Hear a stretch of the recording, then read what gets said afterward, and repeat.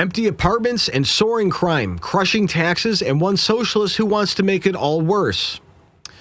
My name's Tom McCullough. I'm a White House correspondent for the Next News Network. I'm here manning the desk as Gary returns from honoring a real champion of liberty, Ron Paul. And I'm about to expose a scheme so insane it could only come from New York. So while 6,000 public housing units sit vacant, the city burns $63 million a year on pet projects. Enter Zohran Mamdani, a Bernie Sanders wannabe, promising free everything while working families foot the bill. What you're about to see is socialism's real face, and that's rich kids playing revolutionary while minorities get mugged and small businesses get murdered by taxes. And the truth? It's going to shock you. Stay tuned.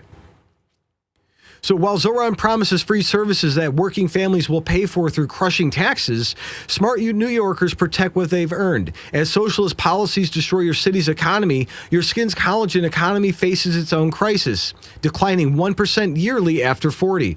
That's why I trust ageless multi-collagen. Unlike empty government promises, it delivers 5 real collagen types from 4 premium sources. No socialist rhetoric, just proven results for wrinkles, sagging skin, and aging. While Zohran's policies would age New York City overnight, you can reverse your aging today. Visit healthwithgary.com for 51% off, and that's real solutions beat socialist delusions. So, get this, guys. Listen to this. They promise free everything. We know this. They want free healthcare, free housing, they want free transit, but free doesn't exist. To normal people, we all get that free does not exist. Somebody always pays, and that somebody is you, the bodega owner, the small businessman, the working family trying to survive. And Manhattan's Institute Rafael Manuel warns that New Yorkers already know. Zohran Mamdani doesn't just misunderstand police, he viscerally despises them. Shocker. Take a look. The line between order and chaos is essentially paper thin, right? The reason that chaos doesn't bleed into order is that that line is guarded. It's guarded by primarily the men and women of our nation's police forces.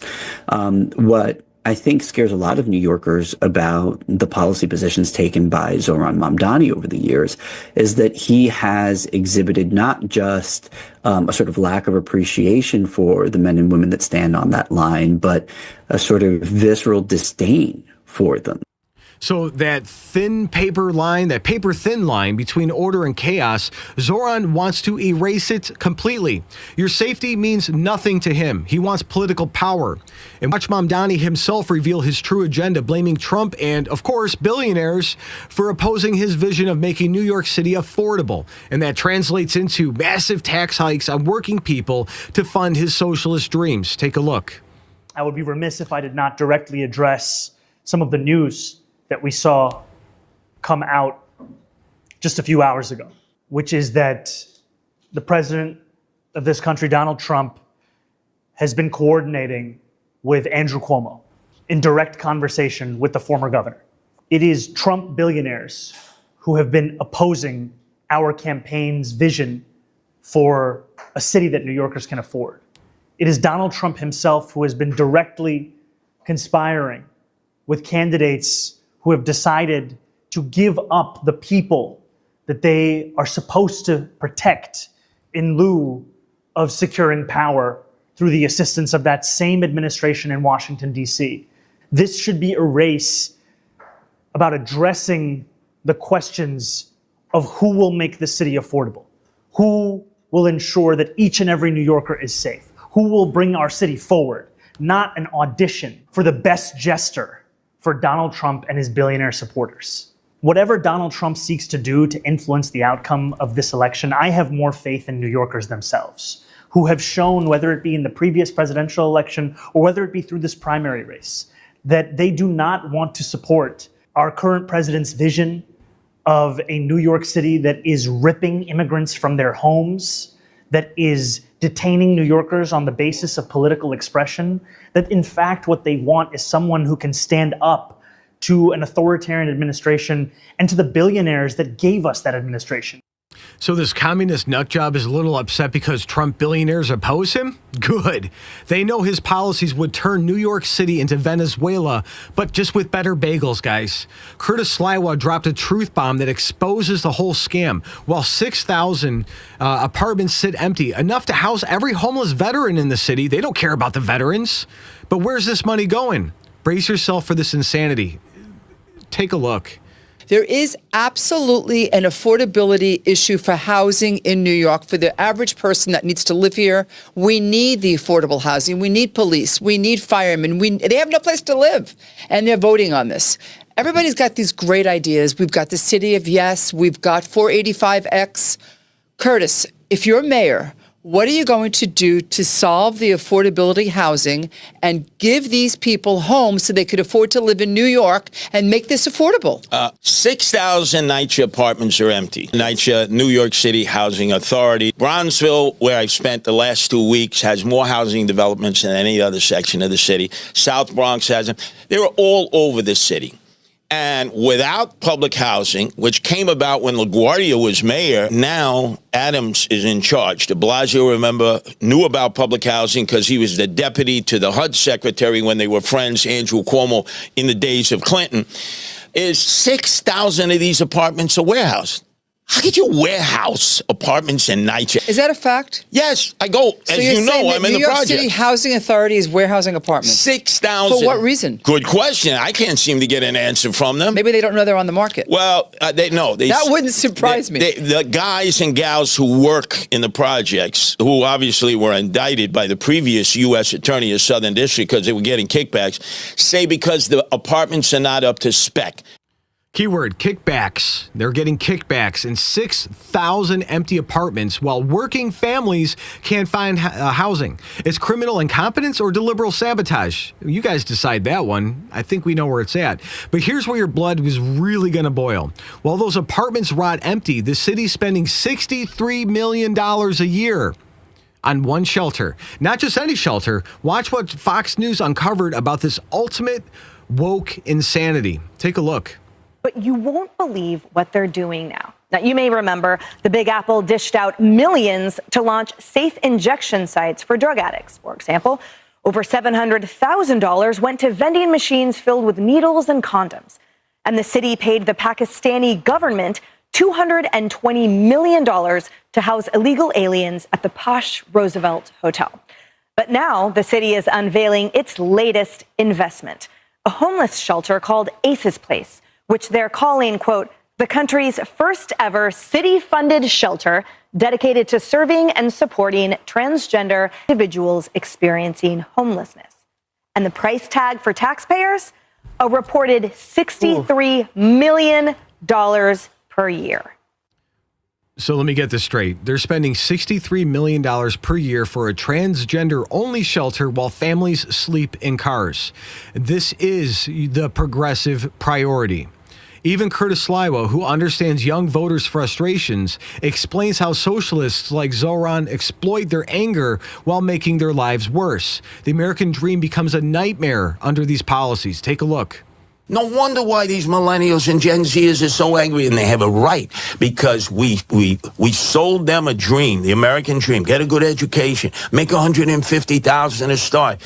And now they're living in a dormitory, and they got nothing at the end of the month. The cost of living is skyrocketing. If I were their age, I'd be pissed off too. Zohran, like Bernie Sanders, would be very attractive, as he was to my wife Nancy when he first ran against Hillary. She was a Bernie, burn, baby, burn. Then was upset that he capitulated to Hillary, who really lost the primary but got the superdelegates. And then she became a Trump voter. I wasn't even a Trump voter. But she went from one to the other. And that's what some young people have done. It's just insane that making $150,000 and living in dorms because taxes and regulations destroyed affordable housing. And then these people are voting for more of the same. A young New Yorker from the very minority community Zohran claims to help just destroyed his entire platform. So watch her explain who really gets hurt by socialist tax schemes. Hint, it's not the rich whites voting for him. Check it out. If you are one of the white, richer people in New York City that voted for Zohran because you think you're trying to help out the minorities and the underserved, let me show you how your vote is actually going to hurt the people that you think you're trying to help.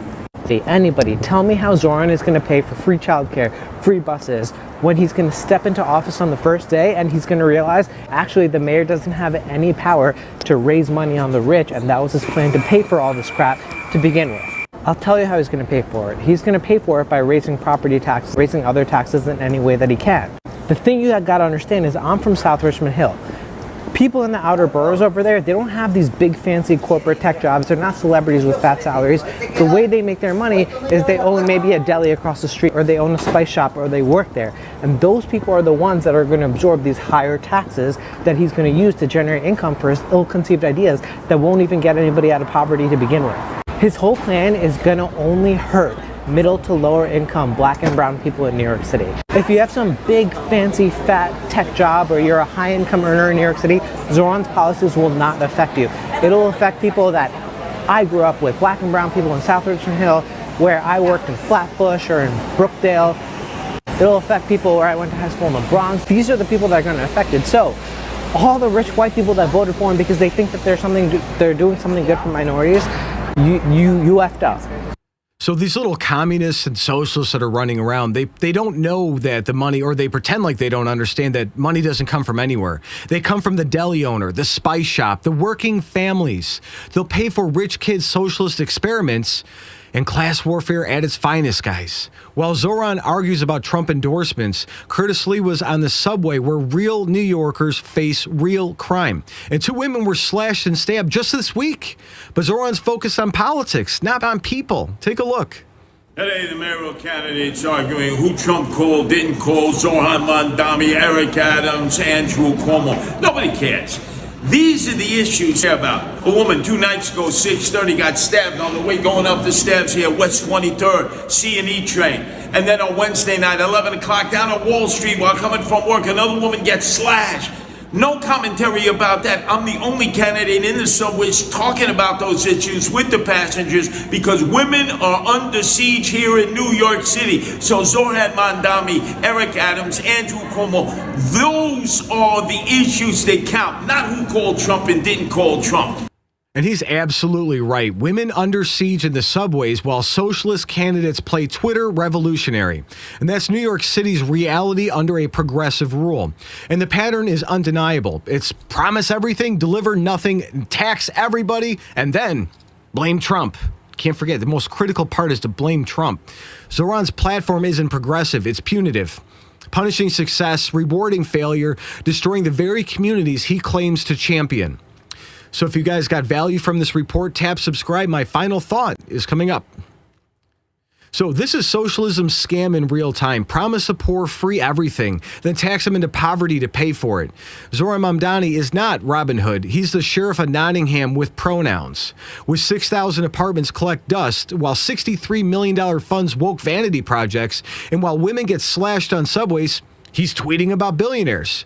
The rich white progressives voting for him, they're going to barely feel the tax hikes. But the immigrant running a corner store, the single mom with 2 jobs, the construction worker trying to buy a home, they're the ones who are going to pay for every, quote unquote, free program. They're the ones who are going to suffer when businesses flee and jobs disappear.